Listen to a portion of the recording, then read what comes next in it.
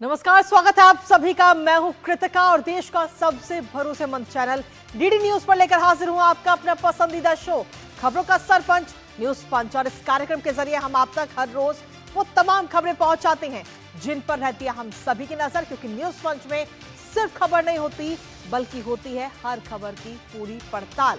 और आज न्यूज पंच के जरिए जिन खबरों की करेंगे हम पड़ताल, जानेंगे लेटेस्ट अपडेट अपने संवाददाताओं से।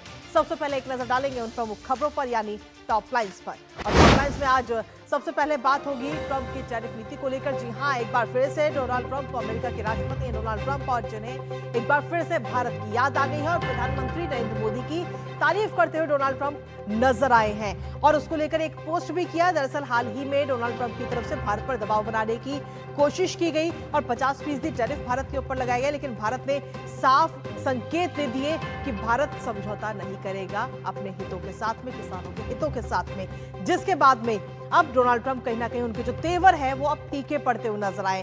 तेवर उनके नरम पड़ चुके हैं, जिसके बाद में उन्होंने एक पोस्ट किया और उस पोस्ट पर प्रधानमंत्री नरेंद्र मोदी ने भी अपनी प्रतिक्रिया दी। आखिर क्या कुछ ये पोस्ट रहा और प्रधानमंत्री नरेंद्र मोदी ने क्या प्रतिक्रिया दी है, इस खबर के बारे में विस्तार से आपको बताएंगे।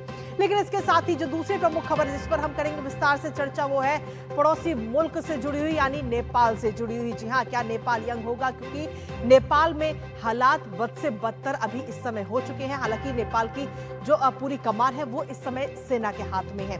पिछले 48 घंटे में एक एक करके पूरा घटनाक्रम बदल गया और ऐसा घटनाक्रम हमने देखा जिसकी किसी ने कल्पना भी नहीं की थी कि ऐसा भी दिन नेपाल में कभी आएगा।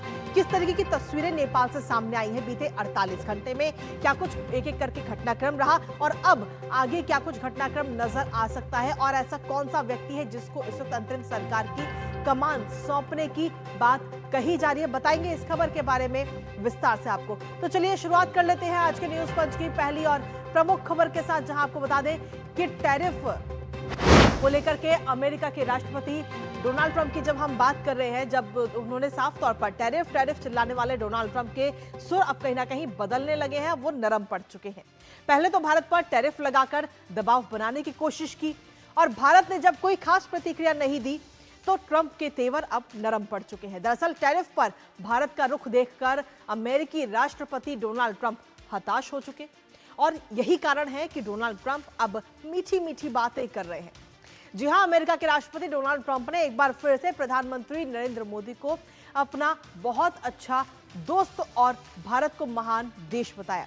ट्रंप ने कहा कि वो प्रधानमंत्री नरेंद्र मोदी से बात करने के लिए उत्सुक है। भारत और अमेरिका ट्रेड वार्ता जारी रखेंगे, जिसके बाद प्रधानमंत्री नरेंद्र मोदी की भी इस पर प्रतिक्रिया सामने आई है और उन्होंने कहा है कि भारत और अमेरिका घनिष्ठ मित्र और स्वाभाविक साझेदार हैं। अब प्रधानमंत्री नरेंद्र मोदी की इस पोस्ट के बाद में ट्रंप ने इस पोस्ट को दोबारा से रीपोस्ट किया है और ऐसे में सवाल ये उठ रहे हैं कि ट्रंप के बदलते तेवर के पीछे आखिर क्या है मुख्य वजह, जानेंगे अपने संवाददाता से। लेकिन उससे पहले आपको दिखाते हैं ट्रंप मोदी हैं अच्छे दोस्त। तो जी हां, ट्रंप और नरेंद्र मोदी अच्छे दोस्त तो हैं ही, लेकिन कहीं ना कहीं इस बीच जब टैरिफ की तरफ से डोनाल्ड ट्रंप की तरफ से टैरिफ का दबाव बनाने की कोशिश की गई तो उस समय थोड़ा सा रिश्ते में खटास भी नजर आई। लेकिन इसके साथ ही अब ट्रंप ने एक बार फिर से नरम पड़ते हुए ट्रंप नजर आए हैं और आगामी हफ्तों में प्रधानमंत्री नरेंद्र मोदी से बात करने की उन्होंने इस पोस्ट के जरिए ये बात साझा की है। उन्होंने बताया कि वार्ता के जरिए व्यापार की जो बाधाएं हैं अमेरिका और भारत के बीच में, उनको दूर किया जाएगा और साथ ही प्रधानमंत्री नरेंद्र मोदी को उन्होंने अपना अच्छा दोस्त भी बताया है इस पोस्ट के जरिए। जो सोशल मीडिया प्लेटफॉर्म ट्रुथ है उस पर यह पोस्ट अमेरिकी राष्ट्रपति डोनाल्ड ट्रंप की तरफ से की गई। भारत यूएस के बीच जल्द अब व्यापार वार्ता होने जा रही है और साथ ही आपको बता दें कि जल्द ही सफल निष्कर्ष पर पहुंचेंगे दोनों देश, ये बात उनकी तरफ से कही गई। जिसके बाद में प्रधानमंत्री नरेंद्र मोदी की तरफ से भी पॉजिटिव रिस्पॉन्सेस को लेकर देखने को मिला है और प्रधानमंत्री ने इस पोस्ट को साझा किया और साझा करते हुए अपनी एक प्रतिक्रिया दी है। आखिर प्रधानमंत्री नरेंद्र मोदी की तरफ से क्या कुछ कहा गया इस पोस्ट को साझा करते हुए, वो आपको बताते हैं। प्रधानमंत्री नरेंद्र मोदी ने सीधे तौर पर कहा और साथ ही, लेकिन उससे पहले डोनाल्ड ट्रंप ने मुख्य तौर पर कहा कि ये जो वार्ता होने वाली ट्रेड वार्ता वो सफल होगी। उन्होंने लिखा कि मुझे ये घोषणा करते हुए खुशी हो रही है कि भारत और अमेरिका दोनों देशों के बीच व्यापार बाधाओं को दूर करने के लिए बातचीत जारी रखे हुए हैं। मैं आने वाले हफ्तों में अपने बहुत अच्छे दोस्त प्रधानमंत्री मोदी से बात करने के लिए उत्सुक हूं। मुझे पूरा विश्वास है कि हमारे दोनों महान देशों के लिए एक सफल निष्कर्ष पर पहुंचने में कोई कठिनाई नहीं होगी।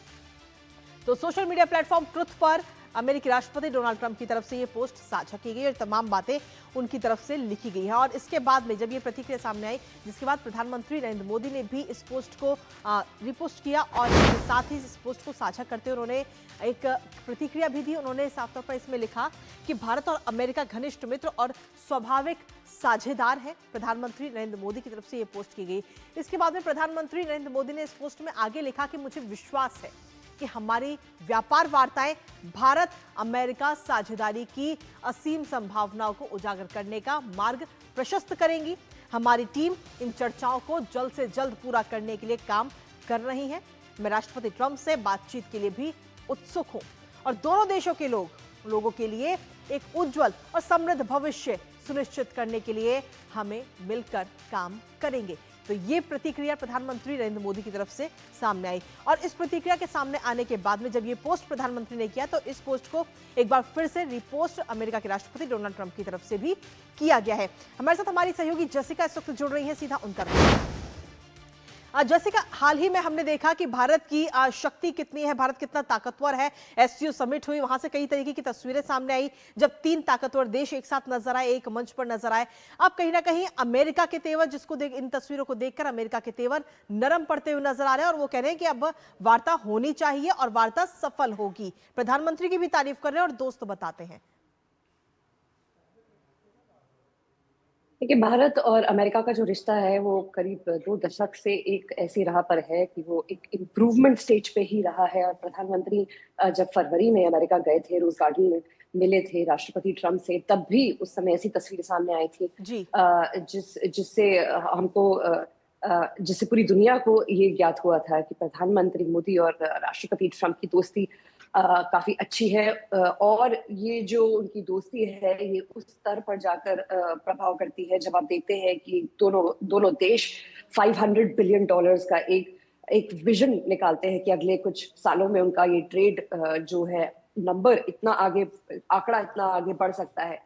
तो आप देखिए, जिस तरीके से भारत और अमेरिका एक व्यापार के मामले में ही आप देख ले, चाहे वो टेक्सटाइल हो, चाहे वो ऑटो पार्ट्स हो, चाहे वो मेडिसिन हो, या आप बात कर ले सेमीकंडक्टर की, इन सारे जगहों पे हमने एक साझेदारी देखी है अमेरिका के साथ। भारत एक बहुत ही महत्वपूर्ण पार्टनर रहा है अमेरिका का काफी समय से।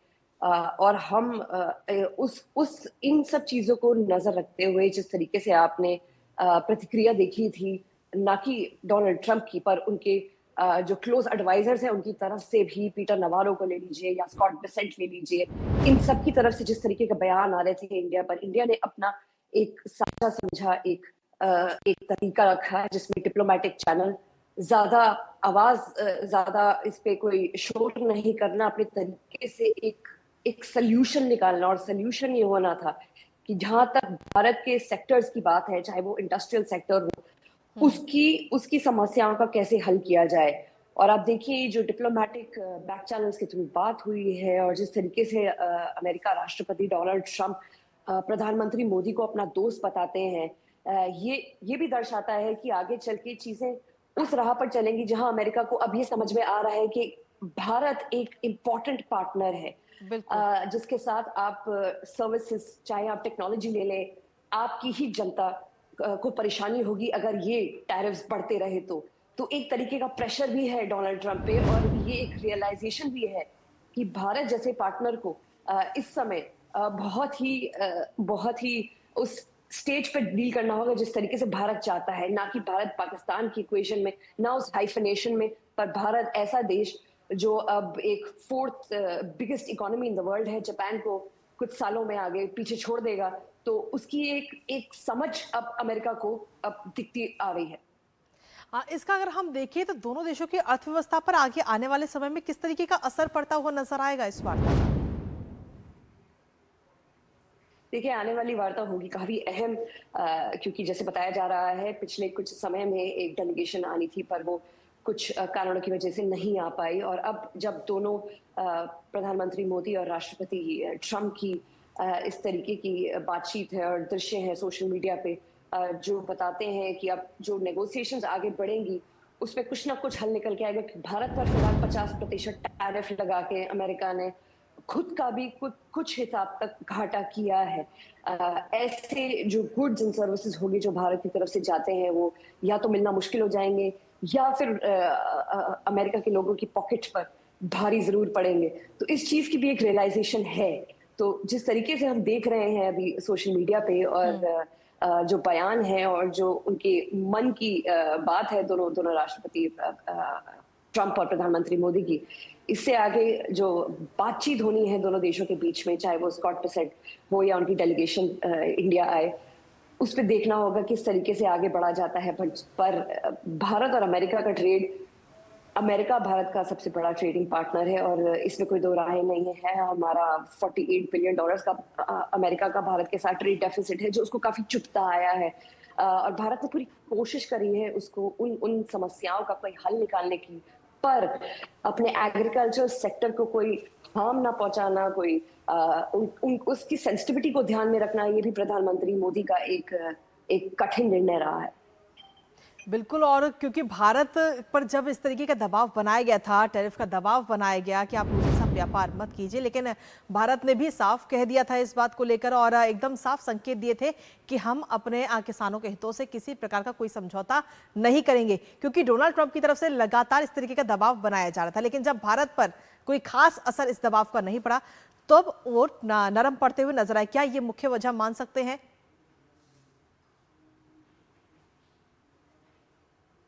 देखिए, दोनों देशों का रिश्ता काफी अहम रहा है। आप देखिए पिछले 2 दशक से जब सिविल न्यूक्लियर डील हुई थी, तब अब जब प्रधानमंत्री मोदी की एक पर्सनल इक्वेशन भी रही है डोनाल्ड ट्रंप के साथ, दोनों राष्ट्रपति ट्रंप और प्राइम मिनिस्टर मोदी का रिश्ता जो है वो काफी हद तक आगे बढ़ता हुआ दिखता हुआ हमने देखा है। और ना ही वो सेमीकंडक्टर हो और चाहे वो डिफेंस हो, दोनों सेक्टर्स में, इन दोनों के सेक्टर्स के अलावा भी भारत और अमेरिका की काफी साझेदारी रही है। इन सब चीजों को देखते हुए प्रधानमंत्री मोदी और राष्ट्रपति ट्रंप जब पिछली बार मिले थे उसमें भी एक विजन डॉक्यूमेंट बताया गया था जिसमें प्रधानमंत्री मोदी और डोनाल्ड ट्रंप ने कहा था कि आगे जो आप साझेदारी देखेंगे वो काफी बढ़ते हुए देखेंगे, चाहे वो अलग अलग सेक्टर्स की बात कर ले। इस सब को देखते हुए और कुछ दिनों पहले जो राष्ट्रपति ट्रंप के क्लोजेस्ट एडवाइजर्स जो उनके जिस तरीके के उनके बयान थे, उसमें भारत ने कोई रिएक्शन नहीं दिया और न ही ये भारत की कभी कूटनीति रही है कि वो रिएक्शन दे। वो एक समय का इंतजार करता है और अपने समय से अपनी बात रखता है और अपनी बात रखने के बाद ये नतीजा है कि अब अमेरिका को रियलाइज होता है कि कुछ समय में कि भारत एक ऐसा पार्टनर है जिसपे कुछ ज्यादा ध्यान देना होगा और उससे दूरी बनाना उसके हित में नहीं है। चलिए, बहुत बहुत शुक्रिया जैसिका, तमाम जानकारी हमारे साथ साझा करने के लिए। आप लगातार इस वार्ता पर अपनी नजर बनाए रखिएगा और इसी बीच न्यूज पंच वक्त एक छोटे से ब्रेक का, आप बने रहिए हमारे साथ।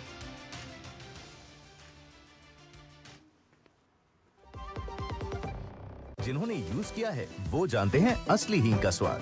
MDH सुपर हींग, शुद्धता का असली तड़का। MDH। जब धरती चीर कर निकलता है लोहे का पत्थर और मिलता है मोंगिया के जोश से, फिर तपता है, पिघलता है और बनता है फौलाद। अब होता है सरिया सारी खूबियों के साथ। मोंगिया स्टील, मजबूत देश का मजबूत सरिया। करोड़ों श्रमयोगियों की जरूरत में ज्यादा बचत। प्री GST दौर में साइकिल पर था टैक्स 17% और सिलाई मशीन पर 16%, जो अब है केवल 5%। मेहनत कश को शक्ति, नेक्स्ट जेन GST। दादी के हाथों का जादू और खुशबू से महकता घर। MDH गरम मसाला, असली मसालों से भरा हूँ मैं, क्योंकि हर रिश्ता है स्वाद से जुड़ा। और चलिए न्यूज पंच में अब रुक करते हैं हमारी अगली महत्वपूर्ण खबर का। नेपाल इस समय राजनीतिक अस्थिरता से जूझ रहा है। नेपाल में सोमवार और मंगलवार को वो दिखा जिसकी कल्पना भी शायद किसी ने नहीं की थी। सोमवार से शुरू हुए विरोध प्रदर्शन और हिंसा के बीच KP शर्मा ओली ने प्रधानमंत्री पद से इस्तीफा बीते कल दे दिया। संसद भवन से लेकर प्रधानमंत्री के आवास और कई प्रमुख सरकारी इमारतों को प्रदर्शनकारियों ने काफी नुकसान पहुंचाया। वहां पर तोड़फोड़ की, आगजनी की, मंत्रियों के घर और सरकारी इमारतों में तोड़फोड़ कर आगजनी की, आग के हवाले उन्हें कर दिया गया। और लेकिन उसके बावजूद भी अब भी लोगों का गुस्सा शांत नहीं हुआ है। हालांकि अब देश की कमान सेना के हाथों में है। फिलहाल अंतरिम सरकार के लिए चेहरों की तलाश चल रही है, जिसमें सबसे प्रमुख तौर पर अगर देखें तो प्रमुख नाम सामने आ रहा है काठमांडू के मेयर का, जिन्हें जेनजी भी पूरा सपोर्ट कर रहे हैं। पर इन सब के बीच सवाल यह है कि आखिर नेपाल का आगे क्या होगा? क्या हमेशा के लिए सेना का कंट्रोल पूरे नेपाल पर रहेगा या फिर कोई नई सरकार बनेगी? साथ ही आप सेना के हाथ में कमान आने के बाद अब भी कैसे हैं वहां के हालात, जानेंगे अपने संवाददाता से। उससे पहले आपको दिखाते हैं नेपाल में कब सुधरेंगे हालात। तो जी हां, देश की कमान इस वक्त सेना के हाथ में है नेपाल में, लेकिन जेनजी के प्रतिनिधियों से सेना प्रमुख ने बीते कल मुलाकात भी की और काफी खास ये मुलाकात रही, जिसमें बताया गया कि मौके का फायदा उठाने वाले 26 लुटेरों को गिरफ्तार भी किया गया है, जो इस अशांति का फायदा उठा रहे थे। नेपाल सेना ने फिलहाल पूरा स्पेशल सेफ्टी प्रोसीजर जो है वो भी शुरू कर दिया गया है। इसके अलावा अगर हम देखें तो त्रिभुवन इंटरनेशनल एयरपोर्ट को भी दोपहर 12 बजे तक अभी बंद रखा गया है और साथ ही मेयर बालेंद्र शाह को अब कमान दी जा सकती है। आखिर मेयर बालेंद्र शाह कौन है, एक नजर उस पर डालते हैं। काठमांडू की जब हम बात करें तो काठमांडू के मेयर और साथ ही युवाओं में लोकप्रिय के तौर पे जाने जाते हैं बालेंद्र शाह। अपने काम के जरिए जनता के बीच में उन्होंने अपनी बेदाग छवि बनाई थी। भ्रष्टाचार के खिलाफ उनकी जीरो टॉलरेंस की नीति सभी ने देखी है। इसके साथ ही टाइम मैगजीन में, जो अभी 2023 में टाइम मैगजीन आई थी, उस दौरान टॉप 100 की सूची में भी इन्हें शामिल किया गया था उभरते नेताओं के तौर पे। न्यूयॉर्क टाइम्स की अगर हम बात करें तो वो भी इस वक्त तारीफ कर चुका है बालेंद्र शाह की। और जेनजी के नेतृत्व में जब ये आंदोलन शुरू हुआ था तो उस दौरान भी पूरा समर्थन देते हुए बालेंद्र शाह नजर आए थे और इसीलिए इस समय जेनजी जो है वो इस समय लगातार मांग कर रहे हैं सोशल मीडिया के जरिए भी कि आप आइए अपना पद छोड़ करके और अपना पद छोड़कर इस वक्त राष्ट्र को संभालिए। ये मांग इस वक्त जेनजी की तरफ से लगातार की जा रही है, क्योंकि युवाओं के तौर पर भी काफी लोकप्रिय उनको देखा जाता है बालेंद्र शाह को। और काठमांडू में निर्दलीय उन्होंने चुनाव लड़ा था और निर्दलीय चुनाव में भी जीत हासिल कर काठमांडू के मेयर बालेंद्र शाह बने थे, जिसके बाद में उनकी उम्र की अगर हम बात करें तो मात्र 35 साल के हैं बालेंद्र शाह, और जिनके नाम की चर्चाएं इस समय सबसे ज्यादा चल रही हैं और डिमांड भी हो रही है। और ऐसे में आखिर पिछले 48 घंटों की जब हम बात कर रहे हैं कि जब आज की जो तस्वीर है जिसके बारे में किसी ने कल्पना भी नहीं की थी, वो कहीं ना कहीं बदलाव देखने को मिला। पिछले 48 घंटों में कैसे आखिर हालात बिगड़े हैं, एक नजर उस पर डालते हैं, जिसमें 8 सितंबर का दिन जो है अगर हम बात करें तो काठमांडू के प्रदर्शनकारियों का शुरू हुआ था सुलगता नेपाल, और साथ ही ये आग आखिर कब बुझेगी। इस समय आप स्क्रीन पर देख रहे हैं अलग अलग तस्वीरें, जो तस्वीरें सामने आई हैं पिछले 48 घंटे के दौरान। प्रदर्शनकारियों का जो ये आंदोलन है, ये जो विरोध प्रदर्शन है, वो बेहद ही शांतिपूर्वक शुरू हुआ था, लेकिन देखते ही देखते इसने हिंसक रूप ले लिया। ये प्रदर्शन उग्र होता गया, जिसके बाद में केपी शर्मा ओली की तरफ से साफ मना कर दिया गया कि जो बैन 26 सोशल मीडिया प्लेटफॉर्म पर लगाया गया है उस बैन को नहीं हटाया जाएगा। और जब उनकी तरफ से ये बात कही गई तो ये प्रदर्शन और ज्यादा बढ़ता हुआ नजर आया और हिंसक हो गया। इसके साथ ही आदेश दे दिए गए कि शूट एंड साइट के आदेश दिए गए, जिसके बाद में कई लोगों की इस प्रदर्शन के दौरान मौत भी हो गई और जिसके बाद ये प्रदर्शन और ज्यादा उग्र हो गया। इसके साथ ही अगले दिन की जब हम बात कर रहे हैं तो पहले दिन जब सोमवार का दिन था तो कई मंत्रियों ने अपने पद से इस्तीफा भी दिया, जिसमें गृह मंत्री का भी नाम है, उन्होंने अपने पद से इस्तीफा दे दिया था।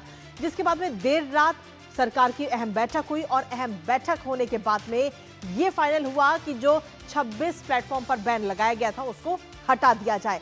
लेकिन जब अगला दिन हुआ, अगले दिन सुबह नेपाल के कई राज्यों में कई क्षेत्रों में कर्फ्यू लगाया गया था, लेकिन उस कर्फ्यू का कोई खास असर नेपाल के अंदर नजर नहीं आया। प्रदर्शनकारी वापस अपने घरों से बाहर निकले और प्रदर्शन करते हुए नजर आए। इस दौरान आंसू गैस के गोले भी छोड़े गए हालातों पर कंट्रोल करने के लिए, सेना को भी खुली छूट दी गई, लेकिन उसके बावजूद भी ये विरोध प्रदर्शन कंट्रोल नहीं हो पाया है। जिसके बाद में कल दोपहर करीब 2 से सवा 2 के समय का वो समय रहा होगा जब केपी शर्मा ओली ने भी अपने पद से इस्तीफा दे दिया और नेपाल की पूरी कमान सेना के हाथ में चली गई। हमारे साथ हमारे सहयोगी इस वक्त जुड़ रहे हैं, सीधा उनको करते हैं। श्वेता इस वक्त हमारे साथ जुड़ रही है। श्वेता, क्या कुछ ताजा अपडेट है आपके पास में? अभी इस समय किस तरीके के हालात नेपाल में नजर आ रहे हैं, क्योंकि आप खुद वहां पर मौजूद हैं? कृतिका, देखिए यहाँ पे जो आंदोलन चल रहा था, प्रोटेस्ट, वो कल देर रात तक रहा है, क्योंकि इवन 12 बजे रात तक हवा में आपको आकाश में अंधेरे में भी अभी पूरा धुआं धुआं, अभी मेरे सामने ही कोई घर जल रहा है। मुझे पता करना होगा कौन सा घर जल रहा है, क्योंकि पूरा आकाश में धुआं भरा हुआ है जी। तो देखिए, प्रोटेस्ट तो चल ही रहा है, लोग गुस्से में हैं, और खासकर ये जो युवा ऊर्जा है, इसको कंट्रोल कर पाना अभी बहुत आसान नहीं हो पाया है, क्योंकि ये समाज के हमारे ही अपने बच्चे यहाँ हैं जो सड़क पर उतर आए हैं विरोध करने के लिए कि अब हम बर्दाश्त नहीं करेंगे, हमारा रोजगार कहाँ है, हमारी शिक्षा कहाँ है, इसको लेके जो प्रोटेस्ट हो रहा है। तो ये सारे इसी समाज से निकले हुए बच्चे हैं, तो पुलिस भी किसको मारेगी, क्या करेगी? क्योंकि देखिए, कल जो पुलिस के साथ दुर्व्यवहार हुआ था, सबके कपड़े उतार के उनको परेड कराया गया था, तो पुलिस ने भी हाथ खड़े कर दिए थे। और उसके उपरांत देखिए, फिर 10 बजे रात्रि से नेपाली आर्मी को कमान लेनी पड़ी। नेपाली आर्मी ने डेफिनेटली जो उपद्रवी थे, जिन्होंने भाट भटेनी, नक्साल में आग लगा दी। भाट भटेनी ये सुपर मार्केट है, एक तरह से मॉल है, तो वहां सब इन्होंने आग लगा दी, जो कि अर्थ नहीं होता था, क्योंकि प्रोटेस्ट आप भ्रष्टाचार के विरोध में कर रहे हैं जी। प्रोटेस्ट आप निजी बिजनेस को क्षति पहुंचाने में या निजी आस पड़ोस में क्षति पहुंचाने के लिए नहीं था। उन्होंने लीडर्स को टारगेट किया था, उन नेताओं को टारगेट किया था जिनके बच्चे अच्छा जीवन जी रहे हैं, अच्छा पैसा वो कमा रहे हैं, मगर जो यहाँ टैक्स पेयर्स के बच्चे हैं वो तकलीफ में रह रहे हैं, उनके पास कोई ग्रोथ का कोई स्कोप नहीं दिख रहा है, वो यहाँ पर फंसे हुए महसूस करते हैं। तो मेन टारगेट लीडर्स थे, मगर उसके उपरांत लीडर्स के बाद वो खुद अपनी ही प्रॉपर्टी को हानि पहुंचाने लगे। सुप्रीम कोर्ट जला दिया, संसद भवन जला दिया, सिंह दरबार जला दिया, जितने भी सरकारी दफ्तर थे उन्होंने जला दिए। ये टैक्स पेयर के पैसे से बनी हुई संपत्ति थी। तो इनको जलाने के बाद खुद नेपाल के युवाओं ने अपनी क्षति कर ली। तो देखिए, मेन इनकी जो ऊर्जा उन्मुक्त ऊर्जा थी, मैं कहूंगी कि इनको एक दिशा नहीं मिल पाई। इनका शुरुआत तो बहुत अच्छा रहा, बहुत शांतिपूर्ण इन्होंने किया और बहुत ताकत से आए, जो कि सही में यहाँ के प्रधानमंत्री को पद त्यागना पड़ा। बट जब इन्होंने उपद्रव मचाना शुरू किया, उनसे ज्यादा मैं कहूंगी कुछ अनसोशल एलिमेंट्स इनके बीच में रहे, जिनके कारण ये दिन देखना पड़ गया कि आप कहें कि जितने कारागार, मैं अभी मैं जब हर जगह से सूत्रों से बातें कर रही थी और फिर जानकारी ले रही थी, जितने भी कारागार है क्रॉस नेपाल, तानाहुन में, चितवन में, सब जगह से 700-800 जितने इनमेट्स हैं, सब भाग निकले हैं। कुछ नहीं भागे कि आप जी। तो इसके साथ ही श्वेता, एक चीज और आपसे जानना चाहेंगे, इस वक्त नेपाल की जो पूरी कमान है वो तो सेना के हाथ में है ही, साथ ही शांति की अपील भी सेना लगातार कर रही है, लेकिन एक नाम जो इस वक्त सबसे ज्यादा जिसको लेकर चर्चाएं हो रही हैं कि उन्हें अंतरिम कमान जो है नेपाल की वो सौंपी जाए, वो नाम है बालेन्द्र शाह का। आखिर क्यों और किन कारणों की वजह से ये नाम इस समय जेनजी लेते हुए नजर आ रहे हैं? कृतिका, देखिए, बालन शाह हो या अन्य युवा नेता हो, ये लोग युवा नेता हैं, ये पूरे नेपाल को अभी रिप्रेजेंट करने के लिए हैं, ये कहना बहुत अर्ली होगा, बहुत पहले होगा, क्योंकि डेफिनेटली बालन शाह बहुत डायनेमिक रहे हैं और युवा उनको पसंद करते हैं। He is a very nice rapper, बहुत अच्छा रैप सॉन्ग्स वो गाए हैं, और जब प्रोटेस्ट हो रहा था उनके गाने बहुत चल रहे थे, मगर वो प्रधानमंत्री बनेंगे या पूरे देश की कमान इंटरिम रूप से संभालेंगे, ये कहना बहुत अर्ली होगा, क्योंकि नेपाल इतना भी कच्चा देश नहीं है। अलग बात है आज की स्थिति ये इस दिशा में जाते हुए कह रही है, बट यहाँ की राजनीति बहुत सधी हुई थी, बदलती रहती थी सरकार, मगर ये कि थोड़ा ग्रिड इतना देखने को मिला कि सभी कुर्सी चाह रहे थे, पावर चाह रहे थे जी। मगर बालन शाह को प्रधानमंत्री बनाया जाएगा कि नहीं, ये अभी कहना बहुत अर्ली होगा। डेफिनेटली युवा है वो, he is a millennial, but वो प्रधानमंत्री बनाए जाएंगे कि नहीं, that is too early to say, क्योंकि नेपाल आर्मी अब कमान संभाले हुए है और राष्ट्रपति पौडेल ने भी सभी दलों को एक साथ आकर के शांतिपूर्ण समाधान निकालने का अनुग्रह किया है, आग्रह किया है। बट क्योंकि सभी मैं कृतिका इसलिए बताऊं क्योंकि सभी नेताओं के घरों को आग लगा दी गई, वो खुद अपनी जान के पीछे, अपने बचाने के पीछे हैं। श्वेता, एक आखिरी सवाल और छोटा सा संक्षेप में इसका जवाब दीजिएगा कि आज भी अहम बैठक जो है जेनजी करने वाले हैं, इसको लेकर क्या कुछ अपडेट्स हैं आपके पास में?